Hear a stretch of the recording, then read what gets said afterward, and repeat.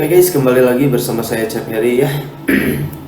Jadi di konten kali ini saya akan nge-reaction sebuah video dari YouTube-nya otomotif ya. Dan ini tuh dikupas secara tuntas ya. Sebuah motor keluaran 2024 yaitu Honda Stylo ya, 160 cc. Dari akselerasinya, dari tenaganya, dari konsumsi bahan bakarnya dan lain-lain. Jadi kita langsung saja tonton videonya dan dengarkan penjelasannya ya.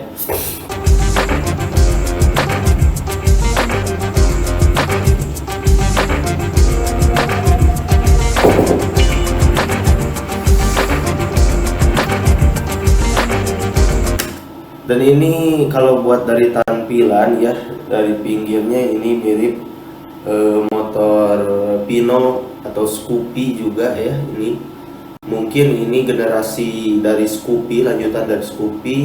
Dan buat lampu depannya kayak Vespa ya. Next kita langsung.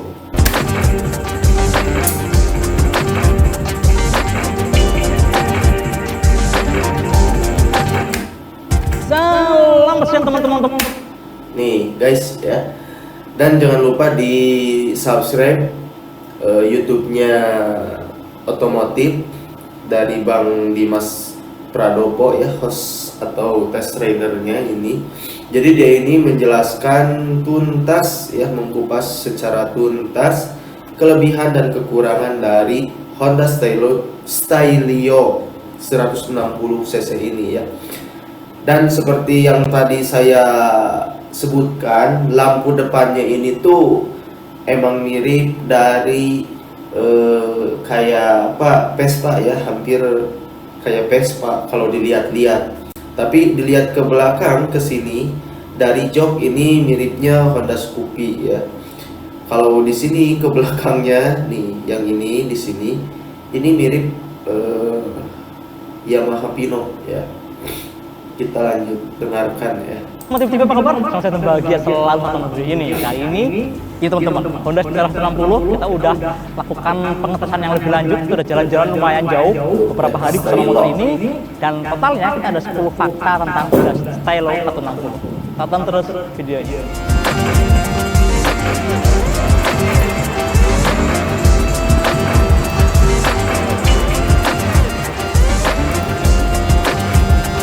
Pertama kita ngomongin mesinnya teman-teman. Ini mesin yang waduh enak banget ya. Nah, jadi ini penjelasan dari mesinnya dulu ya, atau kapasitas tenaganya yang dihasilkan itu kayak gimana?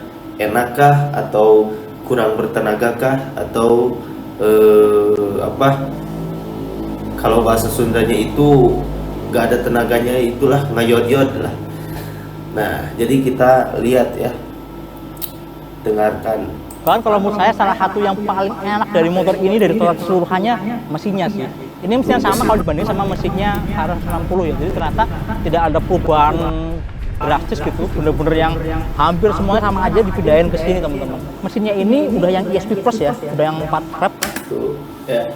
Dan di sini tipe mesin 4 langkah SOHC 4 klep ESP Plus ya, tipe pendingin cairan sistem suplai bahan bakar PGM-FI.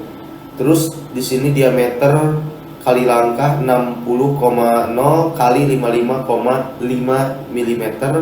Kapasitas ruang bakar 156,9 cc. Rasio konversi 12,1 ya guys. Jadi ini lumayan enak ya, dan saya juga baru tahu bahwa motor ini itu keluaran 2004 dan klepnya itu ada 4 guys ya. Jadi kapasitas ruang bakarnya 156,9 cc, terus power maksimumnya mencapai 15,2 HP, sedangkan torsinya 13,8 Nm. Itu gede banget ya. Setara sama power sama torsinya Yamaha NMAX, Yamaha Aerox gitu kan. Cuma jadi sebanding dengan Yamaha NMAX ya, buat apanya ini, kapasitas atau tenaganya katanya. Memang di motor ini ya mirip kayak Vario juga, bobotnya ringan banget teman-teman. Ini cuma beda 1 kilo kalau dibandingin sama Vario 60. Di Stylo yang Abes ini 118 kg. Jadi akhirnya power to weight ratio-nya ya oke ya, gede banget. Dan akhirnya waktu kita lakukan tes akselerasi juga wow, kencang banget teman-teman.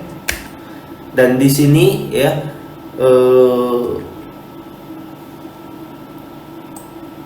ada perbedaan ya dari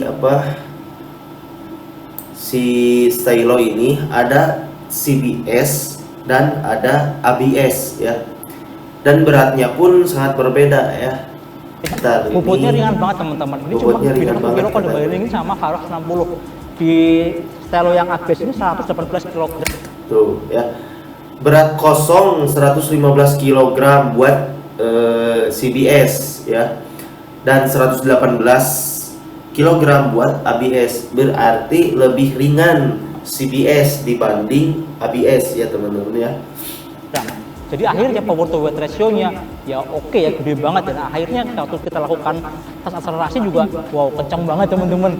Ternyata memang 11-12 kalau dibandingin sama Faros 60, bahkan di putaran bawah akselerasinya sedikit lebih cepat kalau di akselerasi putaran bawahnya itu sangat cepat katanya ya. Dan perbandingannya stylo 160 sama Vario 160 itu hampir banding ya. 4,77 detik ya, sama 5 detik kalau buat di Vario. Nah, di sini ada rangkumannya ya, bisa kalian lihat. Bandingkan sama Faros 60, kemungkinan karena diameter ban yang dipakai lebih kecil ya, di stylo itu pakai diameter 12 inci, sehingga untuk awalan berlari bisa lebih ringan. Tapi top speednya memang masih kalah dibandingkan Vario ya. Di speedo Vario bisa 128 km/jam, sedangkan stylo ini cuma 120 km/jam aja. Kemungkinan sih tadi tuh karena rodanya Vario pakai ring 14 inci lebih gede ya, jadi untuk top speed bisa lebih kencang juga. Dan bodi stylo ini juga kurang aerodinamis ternyata. Di bagian depannya lebar banget nih, jadi kayak sayap gitu yang nampol angin. Satu lagi yang beda adalah mapping ECU-nya atau Electronic Control Unit. Nah, kalau yang ini ketahuan saat kita lakukan demo tes di Sportici Motorsport. Ternyata hasil power on wheel-nya si stylo ini lebih kecil 0,5 HP dibandingkan Faros 60. Dengan torsinya juga, jadi ini max powernya lebih kecil atau lebih rendah dari Vario 160 guys ya. Jadi di bawahnya Vario, masih di bawahnya, tapi itu hampir-hampir sebanding lah, beda-bedanya paling dikit ya. Jadi 0,65 Nm. Nah, dikombinasi dengan bobot yang lebih berat 1 kg tentu berpengaruh pada top speed-nya juga. Oke teman-teman, meskipun power dan torsinya lebih kecil, tapi grafik penyaluran tenaganya masih sama seperti Vario 60. Begitu juga dengan limiternya di sekitar 9.500 rpm saja. Tuh. Jadi di tes di notes ya. Jadi buat dari sini ke sini itu hampir sama kayak Vario 160 katanya ya.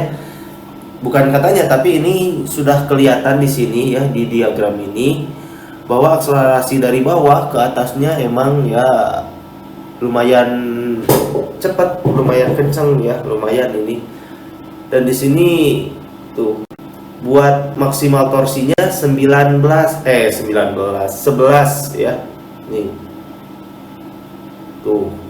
Terus ini 12,55. Jadi standar ini apa ini ya, saya kurang ngerti. Yang intinya dari bawah ke atasnya ini emang lumayan tuh ya, lumayan tinggi ke sini. Lalu di sini down ya.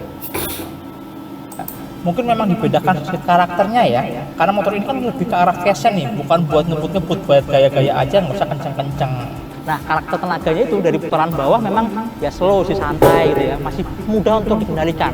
Tapi ketika kita buka gas, cek lagi gasnya sampai di 60-70 km/jam ke atas, itu baru udah nendang banget teman-teman. Dan yang saya suka juga dari motor ini adalah akselerasi ketika kita sudah jalan. Jadi bukan benar-benar dari diem ya. Kita lagi jalan santai 50 atau enggak 40 km/jam, tiba-tiba kepengen nambah kecepatan, buka gas agak gede, itu langsung langsung enak banget teman-teman. Bener-bener kayak dapet dorongan yang instan banget ya, sampai di top speed sekitar 120 km/jam gitu. Kemudian yang asik juga dari mesin ini adalah getarannya ya. Getarannya vibrasinya juga minim, dan ketika kita lagi cruising di 80 km/jam, misalnya 80 atau 90 km/jam, bukaan gasnya dikit banget. Jadi mesin tuh kayaknya bergetarnya enteng, ringan gitu kan. Nah, jadi kalau itu juga yang ada hubungannya sama. Nah, jadi kalau sudah jalan ya di RPM sedang misalkan, jadi langsung digas itu langsung sure, jadi katanya enak lah, langsung nyambung gitu, langsung nyamber, jadi nggak lambat dulu. Jadi udah pertengahan itu RPM di atas atau pertengahan, jadi digas gitu tuh langsung melesat katanya ya.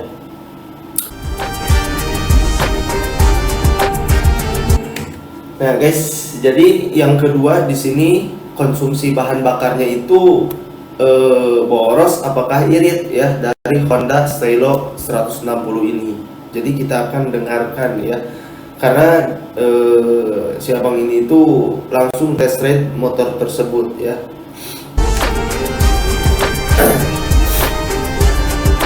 Poin yang kedua, konsumsi bahan bakar. Ini juga gokil sih, mesinnya kenceng gitu kan ya.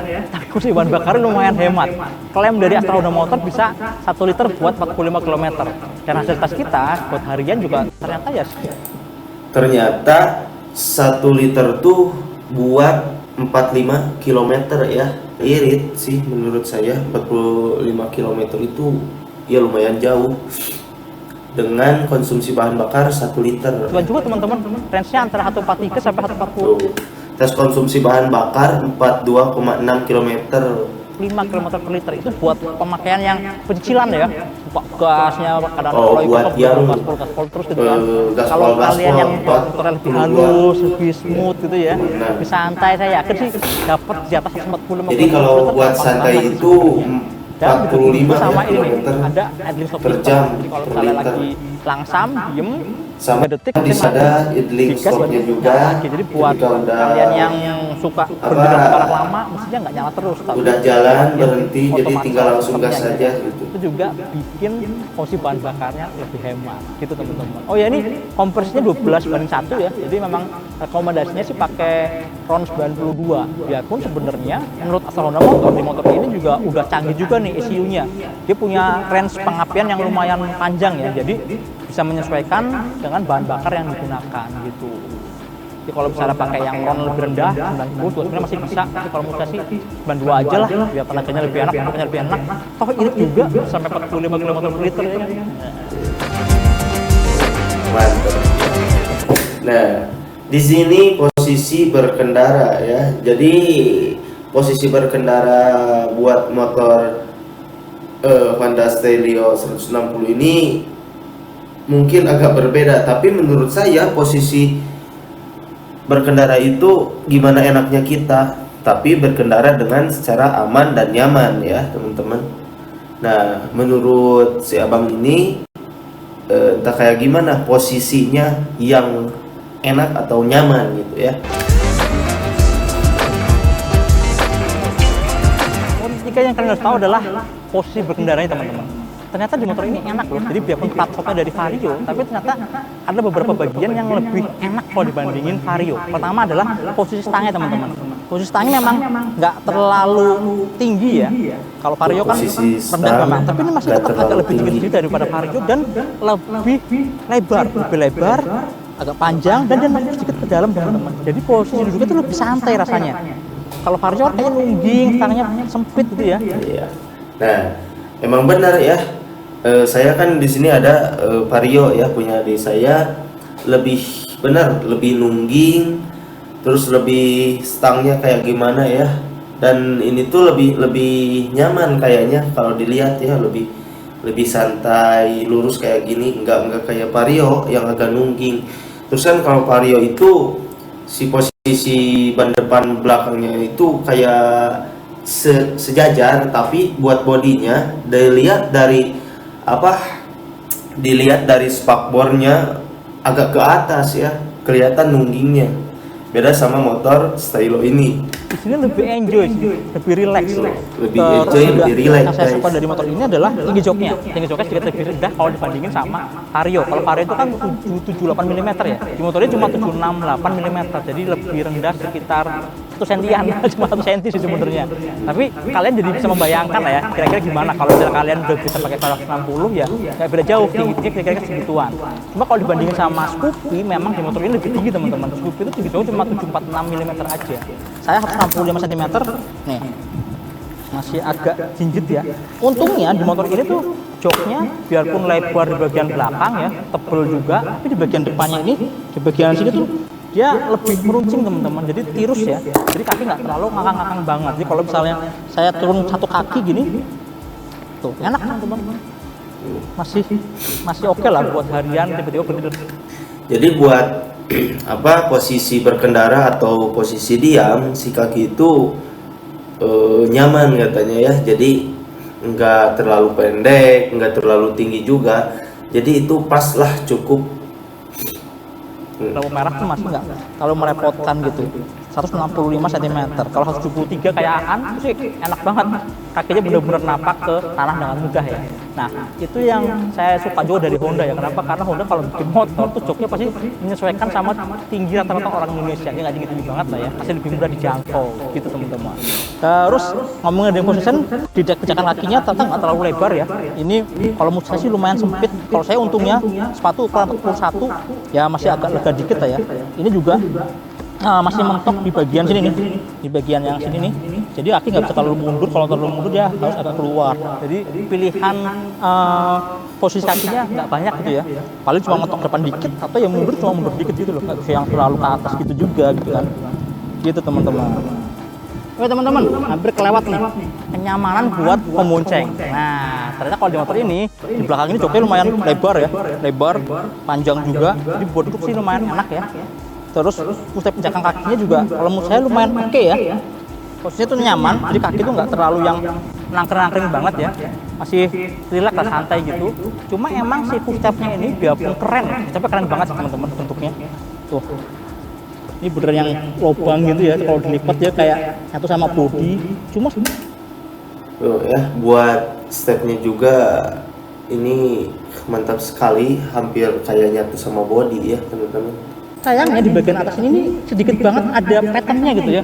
Bahkan patternnya malah cuma lurus doang melintang. Jadi rasanya licin teman-teman. Jadi kaki nggak kotor aja ya, nggak kena air, nggak ada lumpur gitu. Itu rasanya udah licin. Apalagi kalau misalnya basah pasti akan lebih licin lagi. Sayangnya itu aja sih. Cuma kalau tampilannya bentuknya oke, terus posisi kaki juga nyaman, enak juga. Tapi sayangnya di motor ini karena style retro ya, bagian belakangnya kan flat kan, beda sama kayak Vario yang nungging. Nah, kalau motor-motor dengan jok yang model flat kayak gini, ketika si pembonceng duduk di sini, maka secara otomatis kan dia akan nambahin beban ke belakang kan. Akhirnya posisi si pembonceng akan kayak kerasa kayak agak kayak mau melorot ke belakang gitu teman-teman. Karena joknya yang tadinya datar, kena beban jadi kayak agak miring ke belakang kan. Jadi mau nggak mau emang harus sering pegangan ke. Ya, jadi bakal sering pegangan ke behelnya yang belakang ya. Jadi kayak gini.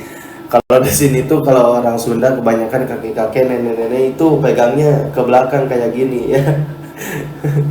Bukan ke depan, kena pinggang atau pegang jaket. Jadi kebanyakan kalau kakek nenek itu, kakek-kakek, nenek-nenek itu pegangnya ke behel ya, ke belakang. Jadi sehingga kayak gini nih ya.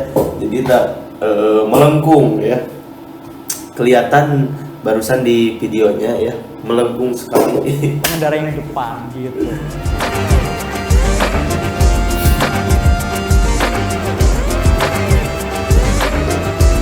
Poin yang keempat, nah nih jok barunya, saya suka teman-teman. Kenapa suka?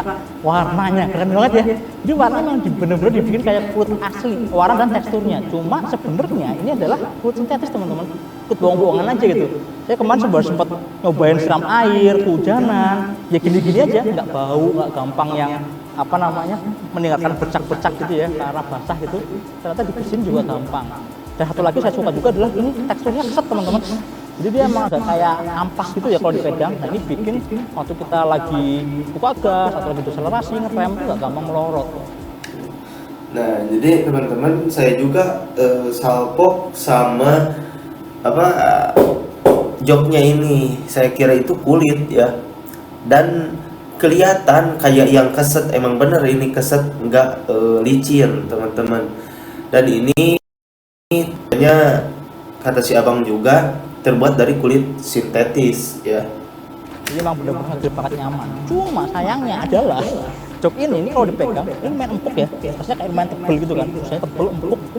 tapi karakter kulitnya ini lumayan keras teman-teman. Nah ini yang bikin waktu kita duduk rasanya tuh kayak gimana ya, kayak kurang empuk akhirnya jadi terasa agak keras. Bahkan waktu kita lagi duduk pertama kali pun udah langsung kayak feelingnya kayak keras gitu teman-teman.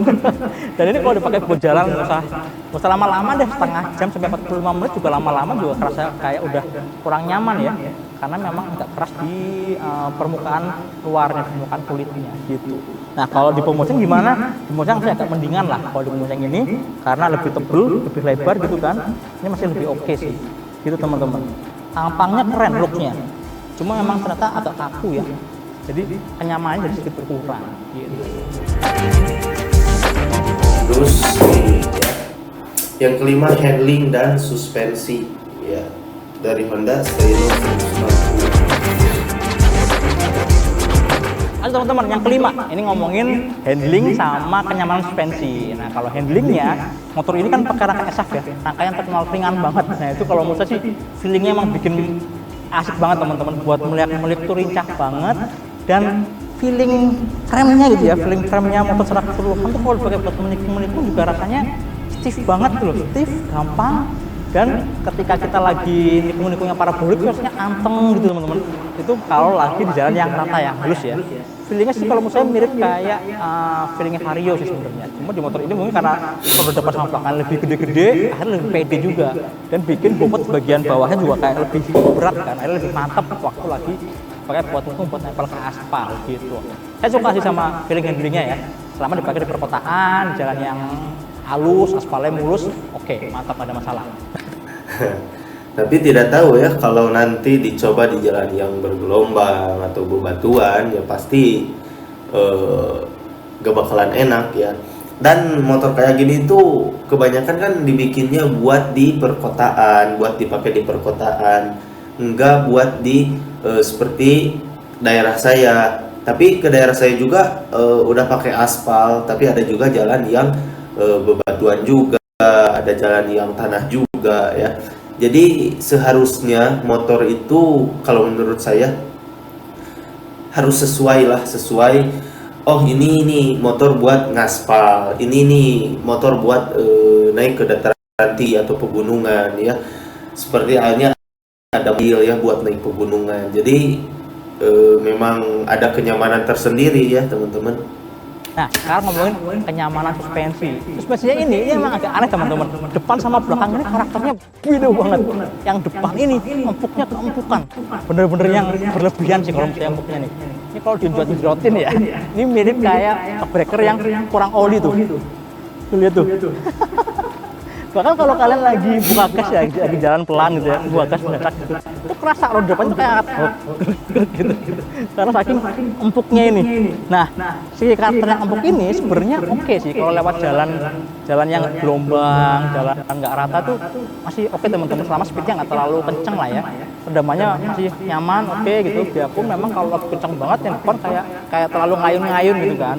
Cuma memang efek buruknya adalah nggak usah kena lubang dalam deh, kita ngerem keras aja langsung mentok teman-teman di suspensi depannya. Jadi begitu kena posisi tidur langsung gitu. Jadi kalau misalnya kalian mau lihat posisi tidur, rem dulu, kecepatannya udah kalian anggap cukup berkurang, cukup pelan, kalian lepas remnya biar suspensinya naik lagi. Jadi pas nabrak posisi itu udah langsung rasa keras, tapi masih ada jarak main dari suspensinya gitu. Nah, jadi teman-teman buat pengeremannya ya, buat pengereman rem depan, jadi harus pelan-pelan ya, jangan terus karena saking bukan lembek ya, suspensinya itu saking empuknya, jadi kayak yang kurang oli gitu. Padahal ini mungkin udah takarannya udah dari dalamnya juga, udah dari tempat produksinya, takaran olinya segitu, disesuaikan sama peleknya juga ya. Tuh, rem dulu, lepas, baru sikat posisi tidurnya. Rem dulu, Jangan lepas. sambil direm, sambil disikat posisi tidurnya, pasti akan retak gitu kan, mentok sih suspensi depannya yang terlalu empuk itu. Nah, yang belakang ini karakternya beda banget. Jadi dia ini enak ketika kena guncangan yang nggak terlalu dalam ya. Jadi awalnya tuh masih agak lembut dikit, tapi begitu kena guncangan, kena lubang yang dalam, udah gitu teman-teman. Wah, itu dikombinasi sama joknya yang kaku ya, mantep sih rasanya di pinggang. Apalagi kalau kalian hajar lagi di posisi kenceng tuh, wah mantap teman-teman, di pinggang sakit sih. Cuma karakternya jadi lumayan lembut ketika dipakai buat boncengan. Nah kalau buat boncengan ada beban baru deh, itu terasa lebih enak teman-teman. Atau jangan-jangan kalau paksa burger standar emang harus boncengan terus ya, biar yang belakang juga enak. Ya terus solusinya gimana? Solusinya kalau yang belakang sih kalau menurut saya sih ganti aja lah, cariin yang aftermarket ya, supaya banyak karena merek-merek yang punya setelan lebih. Nah, di sini buat panjang shock breaker belakang Honda Stylo 160 ini 350 mm. Berbeda sama Honda Vario ya. Honda Vario berarti lebih rendah di 340 mm ya. Jadi lebih tinggi Honda Stylo ya dibanding Honda Vario. Pilotnya aja, ada yang malah lengkap sama pilot sama kompresor juga gitu kan. Kalau memang kalian butuh kenyamanan ekstra gitu kan, atau kalian memang sering lewat jalan yang rusak gitu di daerah kalian gitu, kayaknya sih lebih baik ganti suspensi ya, yang lebih nyaman gitu. Dan di sini buat rem dual disc brake-nya Honda Stylo itu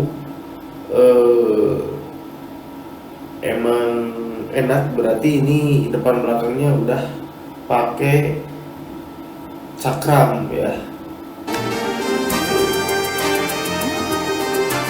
Poin keenam adalah remnya teman-teman. Ini adalah varian yang ABS teman-teman, yang anti lock brake system. Nah di versi tertinggi ini remnya mantap sih. Rem depan ini disini lebih gede kan, kalau yang CBS 190 mm, yang ini 220 mm. Jadi perbandingan diameter rem cakram depan ya Honda Stylo 160 ABS 190 mm berbeda dengan Honda Stylo 160 CBS 220 mm, berarti Honda CBS itu lebih besar ya buat diameter rem cakramnya. Dan kalipernya ini lebih gede kalau dibandingin sama punyanya Vario 160. Tuh. Dan buat kalipernya juga ini lebih gede ya dari Vario 160. Vario 160 itu cuma satu piston. Nah di sini dua piston teman-teman. Di sini dua piston ini malah mirip kayak punya PCX yang ABS ya. Dan feeling remnya wah enak, tuasnya empuk dan benar-benar pakem loh. Yang depan pakem mantap, yang belakang disc brake-nya juga oke juga teman-teman, pakem juga. Nah yang saya nggak tahu yang CBS nih, yang CBS itu masih pakai disc kecil 190 dan kalipernya satu piston doang, yang belakangnya tromol. Nah kalau berkaca sama Vario 160 yang CBS, wah remnya sih emang agak serem-serem ya, agak ngeri-ngeri sedap kalau dibandingin sama performa mesinnya yang kenceng banget. Mudah-mudahan sih nextnya si Vario 60 atau Stylo yang berikutnya nantinya akan di-upgrade juga tuh, yang CBS dikasih rem yang lebih mumpuni lah, entah bisa digedein atau kalipernya dibikin dua piston kayak gini juga. Oh iya, ABS-nya hanya satu channel aja ya, yang depan doang. Saat bekerja dituas rem terasa halus, nggak ngagetin. Terus saat ngerem keras roda nggak sampai terkunci tapi motor tetap berhenti. Yang paling mengganggu cuma ini aja sih, suara modulatornya ya. Suara modulatornya kadang suka agak berisik ya, jadi agak ngagetin, tapi nggak ada masalah. Dan yang ketujuh rangka SAP ya terbaru. Jadi nggak pakai rangka-rangka yang lama begitu, jadi ini terbaru. Berikutnya tentang rangka nih. Nah masih banyak yang nanya juga, rangkanya masih SAF nggak sih? Masih teman-teman, ini masih pakai Enhanced Smart Architecture Frame. Jadi rangka SAF itu rangka yang terbuat dari plat ya, plat baja dibentuk terus dilas gitu kan, disatuin. Jadi mirip kayak bikin bodi monokok mobil. Ini bukan pakai pipa tubular yang kayak rangka kebanyakan. Jadi memang kemarin sempat rame kan, kasus yang karatan lah, yang patah gitu-gitu kan. Tapi di motor ini udah ada garansi 5 tahun. Jadi sejak yang produksi bulan November ya kalau nggak salah tahun lalu 2023. Nah, katanya di sini ada garansi rangka 5 tahun tanpa batas jarak tempuh atau kilometer untuk keseluruhan sepeda motor Honda. Berlaku untuk motor yang mulai diterima konsumen sejak tanggal 25 Oktober 2023. Jadi kebanyakan di video yang lain ya, ada yang video-video yang si rangkanya patah, yang berkarat, itu berbeda dengan rangka-rangka yang ini ya. Jadi si rangka ini dirancang sebagus mungkin dan sekuat mungkin ya, agar tidak terjadi seperti Honda Beat atau Honda Scoopy, Honda Vario yang patah rangkanya atau karatan ya teman-teman. Garansinya 5 tahun ini. Sampai sekarang semua dikasih garansi 5 tahun untuk rangka SAV teman-teman. Di video sebelumnya kami juga sudah melakukan inspeksi rangka SAV terbaru yang sudah garansi 5 tahun pakai Honda Stelo ya. Dan kalau dilihat secara kasat mata, kita pakai kamera endoskopi kemarin di bagian dalamnya ternyata udah cat hitam semua teman-teman. Kemudian catnya juga lebih tebal kalau dibandingkan dengan rangka SAV yang sebelumnya. Lalu lubang pembuangan air di bagian bawah masih. Nah, di sini dicek juga ya ketebalan cat dari si besinya itu. Ini ketebalannya 274 ya. Nah, jadi mungkin ini sangat tebal ya teman-teman, dan menghindari kemungkinan untuk keropos atau karatan dan juga patah sewaktu kita pakai motor ini ya. Sama nih posisinya, masih ada di samping, bukan di paling bawah, tapi diameternya sudah lebih besar. Sedangkan ketebalan rangka masih sama kayak SM yang sebelumnya. Nah, apakah improvement ini cukup ya membuat SF lebih kuat? Nah, itu sih biar waktu yang membuktikan ya. Kita akan sama-sama lihat lah beberapa tahun ke depan beneran. Tapi kalau kebanyakan ya motor itu ternyata pakai SF ini lebih sama lama kayak punyanya Varos 60 dipakai, yang pakai kena ending air. di bagian atas. Jadi bagian kolong mesin Pastilah ya itu tidak karet ada pelindung bakalan crankcase-nya. timbul. Nah, ini harus hati-hati nih buat teman-teman waktu lagi lewat polisi tidur atau lewat jalan berlubang ya, lewat jalan berbatu gitu. Hati-hati karena benturan bisa langsung kena mesin bagian bawah. Kalau mau aman sebenarnya kalian juga bisa beli ini ya, plat pelindung di bagian kolongnya itu banyak yang jual ke aftermarketnya. Cobain fitur akomodasi ya. Oke, yang ke-8 teman-teman. Sekarang kita ngomongin fitur akomodasinya. Ini penting nih, apalagi buat cewek-cewek yang mau beli motor ini kan. Pasti barang bawaannya banyak kan, rempong gitu. Taruh di mana aja, ternyata ada banyak tempat teman-teman. Yang pertama nih, sebelah sini ya, sebelah kiri ini ada Jadi botol air bagasinya tuh banyak botol ya. air mineral 600 ml bisa masuk banget malah. Terus sebelah kanan ini ada laci kecil ya. Dia pun saya juga agak bingung buat apa ya. Ya mungkin buat sarung tangan mungkin bisa, atau misalnya naruh atas parkir juga mungkin sementara bisa di sini gitu kan.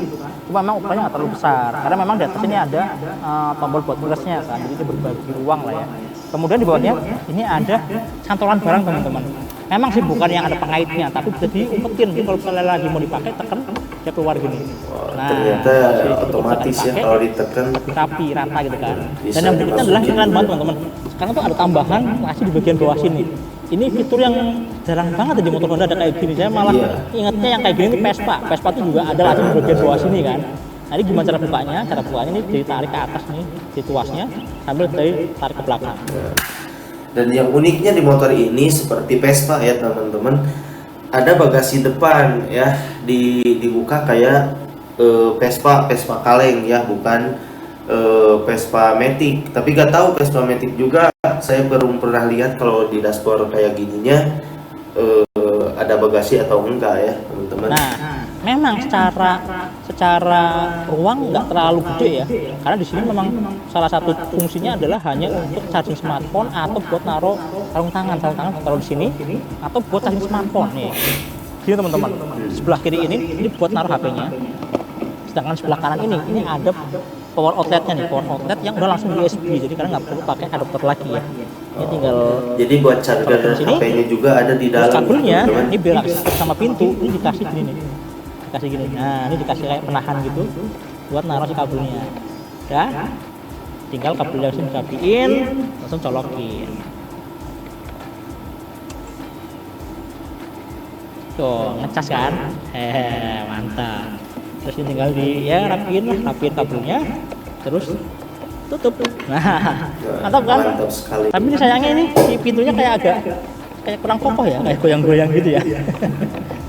Tapi lumayan lah. Dan gampang masuk air nggak? Nah, kalau bisa sih nggak ya, karena di sini ada karet teman-teman tuh. Ada karetnya di sini, jadi melindungi kalau misalnya hujan air nggak langsung masuk ke dalam laci yang di bagian sini gitu. Kemudian di cek pijakan kaki. Jadi diakui ataupun tidak, di area ini juga tempat akomodasi juga. Kalau saya suka ke kantor bawa tas itu kan kadang-kadang pegel, saya taruh di sini teman-teman. Cuma emang di motor ini jarak antara bodi depan sama bawah jok ini nggak terlalu jauh ya, sempit lah. Jadi kalau misalnya mau naruh tas nggak bisa naruh tas yang gede-gede banget. Jadi tas yang kecil-kecil aja lah. Kayak gini misalnya nih, ini laptop apa saya taruh sini. Nah ini masih bisa lah. Dan untungnya ruang kaki di samping kanan kirinya juga ya masih bisa dapat dikit lah. Jadi masih oke daripada pinggangnya pegel, punggungnya pegel juga kayak gini kalau saya sih. Gitu teman-teman. Ini salah satu anaknya Matic pakai jack rata ya. Jadi bisa naruh tas, naruh barang di bagian bawah sini. Biarpun galon nggak bisa karena terlalu sempit. Kemudian kita lihat di bawah joknya. Nah di bawah joknya ini, nah untuk bukanya, teman-teman bukanya bisa langsung di sini ya. Di tombol jelasnya ini juga ada tombol buat buka jok. Ini putar dulu kenopnya ke yang bagian seat ini, tekan ya langsung kebuka. Nah bagasinya ini cuma 16,5 liter, jadi lebih kecil kalau dibandingin sama Parung 60 yang 18 liter. Lebih kecil ternyata teman-teman. Jadi dalamnya sama ya, tapi kan jadi ini lebih yang besaran sempit. varian. Nah ini yang bikin nggak semua helm bisa masuk ke bagasi. Hanya helm-helm yang punya cangkang atau punya batok ini nggak terlalu lebar ya. Kalau helm-helm retro tuh biasanya masuk. Dari motor ini kan samping kanan kiri nggak terlalu lebar kan. Contohnya helm ini lah, helm ini kalau dimasukin ke dalam sini masuk banget teman-teman tuh. Tapi kalau helm-helm open face yang gede-gede, yang ada spoilernya, yang visornya panjang gitu nggak bisa masuk. Jadi memang pokoknya nggak terlalu gede ya, paling kalian bisa di sini nih gantungin helm di bagian samping sini ya, gantungin di sini gitu. Terus ditutup gitu. Ini ada kanan kiri. Jadi kalau helmnya besar, ya masih ada gantungan helm di sini. Terus di dalam bagasi ini ada apa aja? Ini ada toolkit teman-teman. Toolkitnya rapi banget taruh di sini. Biar cuma obeng sama kunci busi ya. Jarang banget dipakai pastinya. Terus di sini nih, ini ada tutup buat tabung reservoir air radiator. Jadi untuk ngisi nambahin di sini teman-teman nggak perlu di bawah lagi, tapi langsung di bagian atas ini. Cuma kalau kita buat ngisi air radiator itu bisa dari bawah jok ya. Jadi di dekat bagasi teman-teman ya. untuk bahkan ada tankinya 5 liter, ini juga sudah lebih kecil kalau dibandingin sama tankinya Kapasitas 50 yang 5 liter. 5,5 liter gitu teman-teman. Areanya lebih tapi kecil dari ini ya, 100. walaupun bagasinya nggak terlalu gede, padahal nih ini lebar banget kan. 5,5 Udah lebar tapi bagasi kita tuh malah bikin lebih sempit gitu.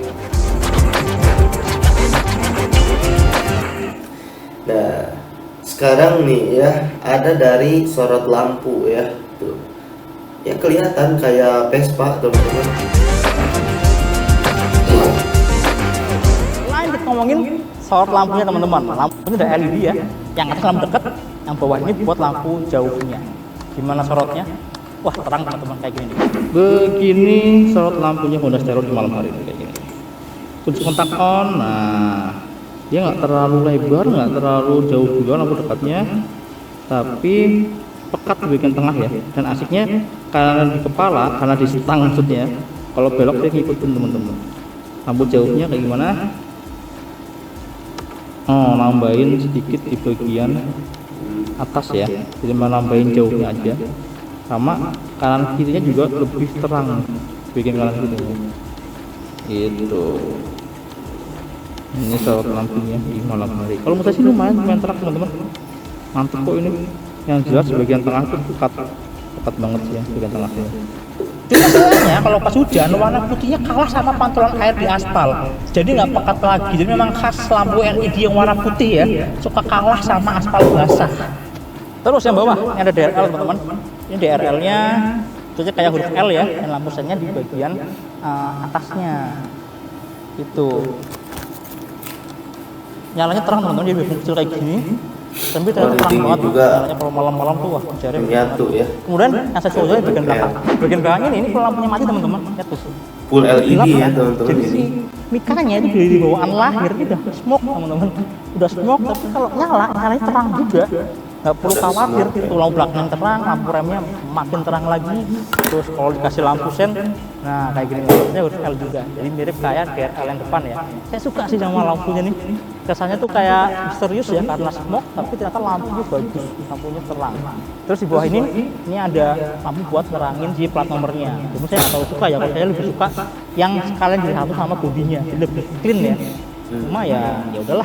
Mungkin si Honda mau biasanya mirip kayak spotback yang pakai plat bergantung gitu kan. Dia biasanya ada lampu buat plat nomor yang agak keluar kayak gini. Nah, yang 10 ini ada dari speedometer ya, yang sudah digital teman-teman ya. Nah teman-teman, speedometer ini sebenarnya kalau saya agak aneh ya. Aneh kenapa? Karena dia kotak tapi frame-nya kayak lebar banget kan. Jadi banyak ruang kosong di bagian kanan kirinya. Ini kalau di samping kanan kiri sebenarnya ada lampu-lampu juga sih, ada indikator-indikator lampu ya, kayak lampu buat keyless, ABS, engine check, ada buat engine stop system juga ada di sebelah sini gitu kan.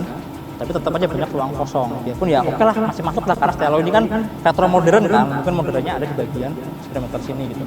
Nah, bentuk kotak ini ternyata layout yang sama persis kayak Honda RD 160 di Vietnam. Mirip gini, bentuknya sama nih ya, layout posisinya, tapi isinya sebenarnya sama kayak isinya Faden 160. Itu sederhana banget. Yang atas ada full consumption yang real time, ada total odometer di bagian atas ini, ada trip A, ada trip B, ada flat full consumption ya, masih bakal rata-rata, tapi ini hanya di trip A doang. Sudah balik ke total odometer lagi, ini ada speedometer, ada jam digital, ada fuel meternya. Nah, ini sorotnya ternyata biarpun dia negatif display, kalau siang-siang teman-teman itu ternyata nggak terlalu jelas ya. Jadi warna gelap itu jadi kayak warna abu-abuan gitu, jadi agak nyaru kalau dibandingin sama warna silver, warna abu-abu di huruf-hurufnya ya. Jadi nggak Kalau kelihatan siang, ya, apa udah banyak pohon gitu ya, rindang gitu, bakal nggak kelihatan. Untungnya si speedometer itu gede, jadi yang kata cuma speedometernya aja gitu. Tapi kalau malam-malam keren, malam-malam terang banget teman-teman. Warna birunya pekat, warna abu-abunya kelihatan lebih putih, kelihatan lebih nyala gitu. Itu sih kalau malam cakep, tapi kalau siang sih gitu aja kurang kelihatan.